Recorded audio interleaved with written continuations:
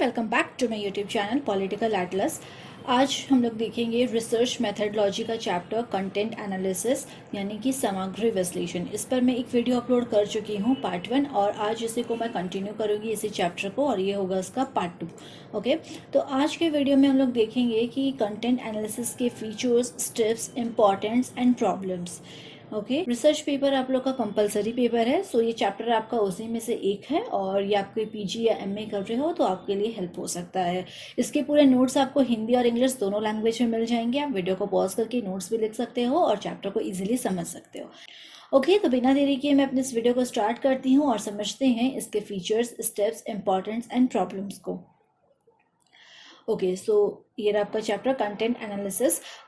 Yes, मैं एक चीज़ बता देती हूँ कि अगर आपको कंटेंट एनालिसिस का बेसिक समझना है यानी कि मीनिंग, डेफिनेशन, ऑब्जेक्टिव्स क्या हैं, तो आप इसके प्रीवियस वीडियो को देख सकते हो। लिंक मैं डिस्क्रिप्शन बॉक्स में डाल दी हूँ, आप वहाँ जाकर कंटेंट एनालिसिस के पार्ट 1 के वीडियो को ईजिली देख सकते हो, नोट्स बना सकते हो। ओके, तो देख लेते हैं कि फीचर्स क्या हैं कंटेंट एनालिसिस के या फिर सामग्री विश्लेषण की क्या विशेषताएं होती है। फीचर्स को हम लोग मेरिट भी कह सकते हैं यानी कि इसके गुण भी हो सकते हैं। So first is document analysis. जब भी हम लोग कंटेंट एनालिसिस को पढ़ेंगे तो ये समझिए कि ये आपके क्या करता है, जो मटेरियल आपने डिफरेंट सोर्सेस से जो मटेरियल आपने अपने लिए लिया है या अपने रिसर्च पेपर के लिए मटेरियल जो भी जमा किया है, उन सारे मटेरियल को सिस्टमैटिक तरीके से अरेंज करने का काम करता है। So content analysis is a scientific method. Okay, it is a technique और इसे हम साइंटिफिक मेथड भी कहते हैं। तो ये क्या करता है, जब डिफरेंट सोर्सेज से लिए गए डेटा को कलेक्ट आप जब कर लेते हो, उसको सिस्टमैटिक में अरेंज करना, क्लासिफाइड करना, लास्ट में एनालाइज करते हुए कंक्लूजन निकालता है। Okay, first feature is document analysis. Yes, हम लोग इस मेथड के थ्रू, इस कंटेंट एनालिसिस के थ्रू डॉक्यूमेंट्स को भी एनालाइज कर सकते हैं एंड ये डॉक्यूमेंट बहुत सारे फॉर्म में हो सकते हैं। It can be a written article, story, novel, poem, book etcetera something. कोई भी अगर आपका आर्टिकल है, नोट्स है, कुछ भी है जो डॉक्यूमेंट फॉर्म में है तो आप उसको एनालाइज कर सकते हो। Second, sample analysis. In this method the abstract material is analysed, यानी जो भी आपका एब्स्ट्रैक्ट है, जो मटेरियल एब्स्ट्रैक्ट लिए आपने जमा किया है, आप उसको भी इसमें एनालाइज करते हो। So the analysis of the material is systematic, factual and quantitative. इसलिए ये पूरी तरह से सिस्टमैटिक वे में होता है, क्वांटिटेटिव होता है और फैक्चुअल भी होता है। Next feature of the content analysis is objectivity. Objectivity का मतलब होता है कि ऑब्जर्व करना, ठीक है, किसी भी चीज को ऑब्जर्व करना, देखना, समझना या उसको एनालाइज करना और उसके सच्चाई तक पहुंचना। Okay, next is certainty. तो अब यस, आपका जो कंटेंट एनालिसिस है इसका एक फीचर ये भी है कि ये सर्टेन होता है। अनसर्टेन कुछ भी नहीं होता है, यहाँ पे अनक्लियर नहीं होता, सारी चीज़ें सर्टन होती है, सारी चीज़ें निश्चित होती हैं। जो भी रिजल्ट मिलता है इसके थ्रू वो आपको सर्टन ही रिजल्ट मिलेगा। Next, quantitative study. यस, ये आपका जो कंटेंट एनालिसिस है इसका एक बेस्ट फीचर माना जाता है कि इसके थ्रू आप क्वांटिटेटिव स्टडी कर सकते हो। इट मीन्स जो भी स्टडी पे आप फोकस कर रहे हो, ठीक है, जो भी आप कर रहे हो अपने रिसर्च पेपर से रिलेटेड जो भी काम कर रहे हो, तो कंटेंट एनालिसिस के थ्रू क्या कर सकते हो, आप अपनी स्टडी को क्वांटिटेटिव बना सकते हो, यानी कि मात्रात्मक अध्ययन आप इजीली कर सकते हो। Next, systematic study. यस, जैसा कि मैं पहले भी बता चुकी हूँ, कंटेंट एनालिसिस आपका एक टेक्निक है, it is a tool, it is a technique, method, और ये साइंटिफिक मेथड है। सो जब भी हम लोग साइंटिफिक वे से किसी चीज़ को साइंटिफिकली अगर कहते हैं कि वो साइंटिफिक मेथड है, टेक्निक है, तो बेसिकली वहाँ पे सारी चीज़ें सिस्टमैटिक वे में होती है। सो जो आपका कंटेंट एनालिसिस है ये एक सिस्टमैटिक स्टडी भी होता है। Next, study of the effects of communication. जैसा कि कल भी इसके फीचर्स में, कल भी इसके ऑब्जेक्टिव में हम लोग देख रहे थे, कम्युनिकेशन ये टर्म यूज हुआ था। सो इसके फीचर में भी आता है कि हम क्या कर सकते हैं कि कंटेंट एनालिसिस के थ्रू जो भी कम्युनिकेशन के इफेक्ट्स होते हैं ना, उसका स्टडी भी इजीली कर सकते हैं। So these are the basic feature of content analysis: document analysis, sample analysis, objectivity, certainty, quantitative study, systematic study and study of the effects of communication. Just Hindi में भी यहाँ पे लिखा गया है, आप इसको लिख सकते हो, नोट्स में ऐड कर सकते हो। ओके, नेक्स्ट हमारा टॉपिक है what are the main steps of content analysis, यानी समग्र विश्लेषण अगर हमें करना है तो इसके लिए हम क्या स्टेप्स को अपनाएंगे या किस स्टेप्स को अपनाकर कंटेंट एनालिसिस कर सकते हैं। सो बेसिक यहाँ पे कुछ फीचर्स बेसिक यहाँ पे कुछ स्टेप्स बताए गए हैं। First is clear definition of internal matter. Yes, matter का मतलब यहाँ पे आपके सब्जेक्ट से हो रहा है, आपके टॉपिक से हो रहा है। तो जब भी हमें कंटेंट एनालिसिस करना है तो आपको ये चीज़ ध्यान रखना होगा, आपका जो भी टॉपिक है, आपका जो भी सब्जेक्ट है, what ever your matter subject topic, आपको सबसे पहले अपने उस टॉपिक को क्लियर करना पड़ेगा, डिफाइन करना पड़ेगा। यानी कि आपको पता होना चाहिए कि आप किस टॉपिक पे काम करने जा रहे हो, किस टॉपिक के लिए आपने डेटा कलेक्ट किया है और उसका डेटा कैसे एनालाइज हम लोग करेंगे। Okay, next step is creation of hypothesis. Hypothesis is very important term in your research. जब भी हम लोग रिसर्च पढ़ते हैं या फिर थेसिस बनाते हैं तो हाइपोथेसिस सबसे पहले आता है और इसके बेसिक जो स्टेप्स होते हैं ना रिसर्च के, उसमें हाइपोथेसिस भी रहता है। सो हमें हाइपोथेसिस का क्रिएशन कर लेना होता है अगर कंटेंट एनालिसिस कर रहे हैं, क्योंकि हाइपोथेसिस को क्रिएट करके ही हम अपने जो भी कंटेंट को लिए हैं ना उसको एनालाइज और इजीली कर सकते हैं। Next step is sampling. Yes, sampling is a technique. Sampling भी एक मेथड है, टेक्निक है, और इसके थ्रू हम डेटा को कलेक्ट कर सकते हैं, राइट। तो बहुत सारे डेटा के सोर्सेस हम लोग देख चुके हैं, प्राइमरी डेटा, सेकेंडरी डेटा, ये तो हो चुके। बट अब हमें क्या करना है, किस मेथड का यूज किया जाएगा, किस टेक्निक का यूज किया जाएगा, जिससे कि डेटा तो कलेक्ट हो गया, तो या फिर डेटा कलेक्ट करने में किस टेक्निक को हम लोग यूज करेंगे, मेथड को यूज करेंगे, which is known as sampling method. Okay, तो सैम्पलिंग भी बहुत सारे टाइप्स के होते हैं, like random sampling, quota sampling, stratified sampling and multi-stage sampling. So these are the basic types of sampling. तो यहाँ पे हमें क्या देखना है कि कंटेंट एनालिसिस का नेक्स्ट स्टेप हो जाता है जब हाइपोथेसिस हम लोग फॉर्मेट कर लेते हैं, देन उसके बाद हमें सैम्पलिंग को करना होता है, यानी हमें डेटा को कैसे सिलेक्शन करना है उसके लिए सैम्पलिंग मेथड यूज करेंगे। Next step is division of major categories. Okay, जब आपके पास डेटा कलेक्ट हो गया है, ठीक है, डेटा सिलेक्शन हो चुका है, अब हमें क्या करना है, अपने उस डेटा को डिफरेंट कैटेगरीज में डिवाइड करना है, यानी अपने कंटेंट को डिवाइड करना है। तो जो भी आपका कंटेंट होगा ना वो आपके सब्जेक्ट रिलेटेड कैटेगरीज के अकॉर्डिंग, आपके डायरेक्शन के अकॉर्डिंग, मतलब अलग अलग चीज़ों के अकॉर्डिंग आपको इसको डिफाइन करते हुए अलग अलग कैटेगरी में आपको कंटेंट को डालना होता है। Next step is measurement. Okay, so जब डेटा आपको मिल गया, कंटेंट मिल गया, आपने हाइपोथेसिस बना लिया, फिर आपने सैम्पलिंग मेथड यूज कर लिया, अलग अलग कैटेगरी में डिवाइड करके सभी कंटेंट को डाल दिया, तो नेक्स्ट स्टेप आता है मेजर करने का स्टेप, यानी कि हम कैसे किस यूनिट का यूज करेंगे और कंटेंट एनालिसिस को मेजर कर सकते हैं। So there are two types of units in measurement. First is signal unit and second is reference unit. अब ये सिग्नल यूनिट क्या होता है? सिग्नल यूनिट का मतलब है जो सबसे कंटेंट एनालिसिस का, जिसे हमें काउंट करना है या फिर हमें जिसे मापना है, उसका सबसे छोटा part. Okay, it is the smallest part of the content that can be counted और मैप्ड। सिग्नल यूनिट का मतलब हो गया आपने जो भी कंटेंट को लिया है या कंटेंट को, जो भी काउंटेड कंटेंट है या जैसा भी कंटेंट है, अब आपको उसके सबसे छोटे पार्ट्स की, यानी कि अब आपको यूनिट वाइज उसको मेजर करना है। तो मेजर करने के लिए दो तरीके हैं, पहला signal unit, okay, smallest part का हमें यहाँ पे मेजर करना है। सेकेंड है रेफरेंस यूनिट। रेफरेंस यूनिट क्या है? These are the larger than signal units and provide a basis for understanding their use properly. Reference units जो है ये सिग्नल यूनिट से ज़्यादा बड़े होते हैं, लार्जर होते हैं, और इसके थ्रू हम लोग आराम से इजीली बहुत बड़े एरिया का मेजरमेंट कर सकते हैं।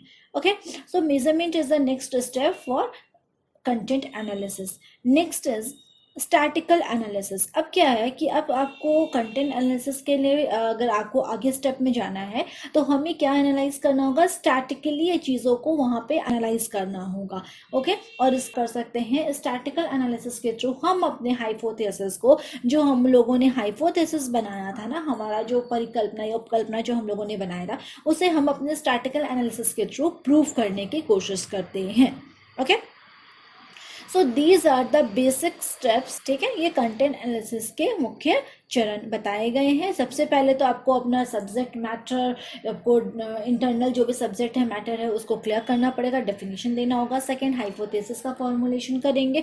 थर्ड, सैम्पलिंग करेंगे कि डेटा में से किस मेथड के थ्रू या फिर कौन से डेटा का सिलेक्शन किया जाएगा, उसके लिए सैम्पलिंग के किस टेक्निक को अपनाया जाएगा। यहाँ पे रैंडम सैम्पलिंग के भी बहुत सारे टेक्निक्स टूल्स बताए गए हैं। लाइक आपके रैंडम सैम्पलिंग में क्या क्या होता है, लॉटरी मेथड है, ग्रिड मेथड है, ओके, टिप्पड मेथड है। तो किस मेथड के थ्रू डेटा का सिलेक्शन करेंगे वो सारी चीज़ें आ जाएंगी। नेक्स्ट स्टेप आता है कि आपको यहाँ पे डेटा को या कंटेंट को अलग अलग कैटेगरी में डिवाइड करना है, देन उसको मेजर कैसे करेंगे, सिग्नल यूनिट के थ्रू या रेफरेंस यूनिट के थ्रू। और लास्ट आ जाता है स्टैटिस्टिकल एनालिसिस, जिसमें हाइपोथेसिस को प्रूव कर देंगे। तो आपका कंटेंट एनालिसिस का ये बेसिक स्टेप कंप्लीट हो जाता है। ओके, नेक्स्ट टॉपिक हम लोग जिसको पढ़ने वाले हैं वो है इंपॉर्टेंस ऑफ कंटेंट एनालिसिस। कभी कभी एग्जाम में क्वेश्चंस इस तरह के भी आते हैं, डिस्कस द यूटिलिटी और इंपॉर्टेंस ऑफ कंटेंट एनालिसिस, यानी कि आपका जो समग्र विश्लेषण है उसके महत्व को या उसके उपयोगिताओं पर चर्चा कीजिए, उसको लिखिए। इस तरह क्वेश्चंस भी आ सकते हैं लॉन्ग क्वेश्चन में, तो ये पॉइंट्स मैं यहाँ लिखी हूँ ताकि आपका ये क्लियर हो जाए टॉपिक। ओके, तो पहला इंपॉर्टेंस है reliable facts. Yes, content analysis के थ्रू हम लोग जो भी डेटा जमा करते हैं, कंटेंट जमा करते हैं, वो काफ़ी रिलेबल होते हैं, जिस पर हम लोग बिलीव कर सके और अपने थीसिस को पूरा कर सके। Second, systematic method. जैसे कि मैं पहले भी बता चुकी हूँ कि कंटेंट एनालिसिस जो है ये आपका साइंटिफिक मेथड है, ठीक है। साइंटिफिक यानी कि वैज्ञानिक एक प्रविधि है, तकनीक है, उसी की तरह काम करता है, क्योंकि हम लोग यहाँ पे डेटा को क्या करते हैं, सिस्टमैटिक में अरेंज करने का काम करते हैं, देन एनालाइज करते हैं, कैटेगराइज करते हैं। ओके, तो यहाँ पे ये हो जाता है सेकेंड इसके इंपॉर्टेंस की सिस्टमैटिक मेथड यूज होता है। Third, valid facts. यस, जो भी तथ्य डेटा मिलते हैं वो काफ़ी वैलिड होते हैं। Next, study of complex problems. Content analysis के थ्रू हम लोग जो जटिल समस्याएं जो सामने आती है उसका स्टडी कर सकते हैं। Next, study of cultural evolution, यानी जो भी हमारा जो संस्कृति, देश की संस्कृति है उसका विकास कैसे हो रहा है उसका स्टडी अगर करना चाहो या ब्रीफ स्टडी करना चाहो तो कंटेंट एनालिसिस का यूज कर सकते हैं।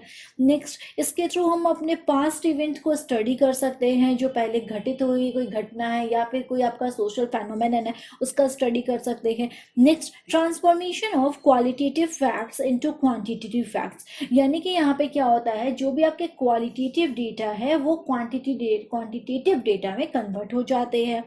Next, useful in studies of communication. Communication का टर्म बार बार यूज हो रहा है, कल भी आया था, आज भी आ रहा है। तो कम्युनिकेशन के डिफरेंट फॉर्म्स को समझना है तो उसका स्टडी करने के लिए ये आपका कंटेंट एनालिसिस काफ़ी हेल्पफुल होगा।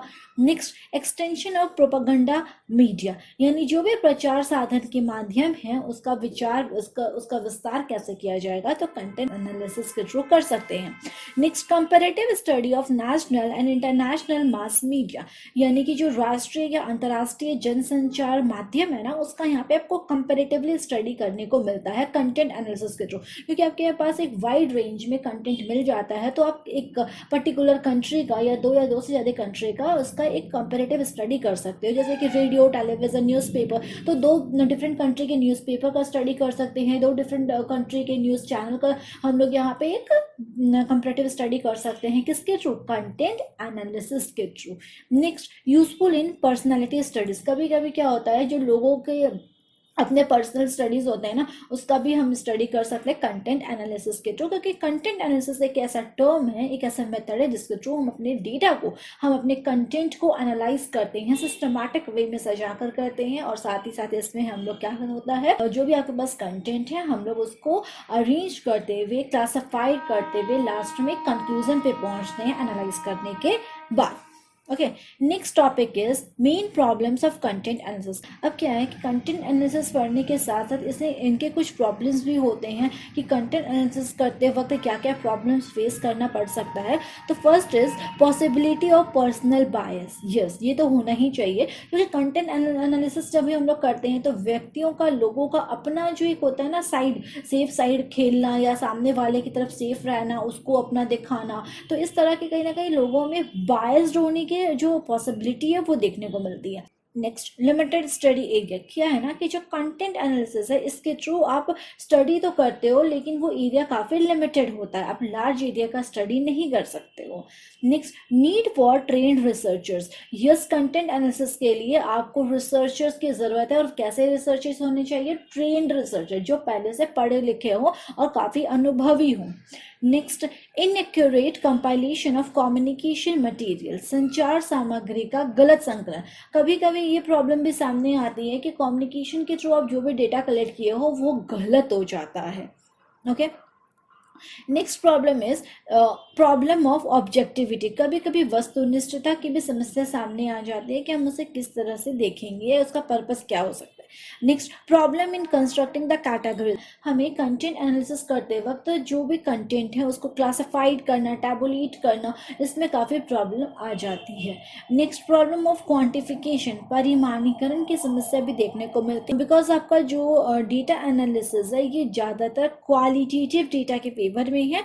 तो क्या होता है, इस कहीं ना कहीं हमें इसे चेंज करना है क्वांटिफिकेशन में, तो वहाँ कुछ प्रॉब्लम्स देखने को मिलती है। Next, problems of representative sampling, प्रतिनिधि नमूना चुनने की समस्या। सैम्पलिंग का जैसे भी मैं बता रही थी कि सैम्पलिंग के इतने सारे मेथड्स है, टूल्स है, टेक्निक्स है। तो आप अपने डेटा कलेक्शन कर रहे हो, डेटा का सिलेक्शन कर रहे हो, तो सैम्पलिंग के किस मेथड को यूज़ करोगे, कौन रिप्रेजेंटेटिव सैम्पलिंग होगा, तो उसका भी प्रॉब्लम सामने आ जाता है। Next, problem of significance. कभी कभी क्या होता है, कंटेंट एनालिसिस का क्या महत्व है उसकी समस्या भी सामने आती है। सो ये बेसिक प्रॉब्लम्स हम लोग कह सकते हैं कि कंटेंट एनालिसिस के हो सकते हैं, राइट। तो ये टॉपिक आपका रिसर्च मेथडोलॉजी का, ये टॉपिक कंटेंट एनालिसिस, ये आपका जो पूरा चैप्टर है कंटेंट एनालिसिस कंप्लीट होता है। इसके लिए मैंने 2 वीडियो बनाया, फर्स्ट पार्ट और सेकेंड पार्ट। फर्स्ट पार्ट में मीनिंग, डेफिनेशन, ऑब्जेक्टिव को रखा है, और सेकेंड पार्ट में features, tips, important and problems को देख सकते हो। इस तरह के चैप्टर से क्वेश्चंस आते हैं, लॉन्ग क्वेश्चंस भी आ सकते हैं, शॉर्ट भी आ सकते हैं, वेरी शॉर्ट भी आ सकते हैं। आई होप कि आपको ये टॉपिक समझ में आ गया होगा, ये चैप्टर क्लियर हो गया होगा। ओके, तो चलिए वीडियो के एंड पर चलते हैं। अगर आज का आपको मेरा लेक्चर अच्छा लगा हो तो प्लीज़ आप मेरे वीडियो को लाइक कर सकते हो, फ्रेंड्स से शेयर कर सकते हो, और अभी तक सब्सक्राइब नहीं किए हो तो प्लीज़ आप मेरे चैनल को सब्सक्राइब कर सकते हो। आपको इस तरह के चैप्टर्स पे नोट्स मिल जाएगा इजीली, और आप इसको समझ भी सकते हो। रिसर्च पेपर काफ़ी थोड़ा टफ हो जाता है, बिकॉज अभी तक तो अपने अपने ऑनर्स को ही पढ़ना होता है। रिसर्च थोड़ा सा एक अलग ही देखने को मिलता है, बुक्स में आप देखोगे तो बहुत ईजी वे में नहीं समझाया रहता है। मेरा एक छोटा सा ये हेल्प था आप सभी पीजी स्टूडेंट्स के लिए। आई होप कि मेरा ये वीडियो आपको अच्छा लगा होगा। तो आज के लिए इतना ही। So thank you very much.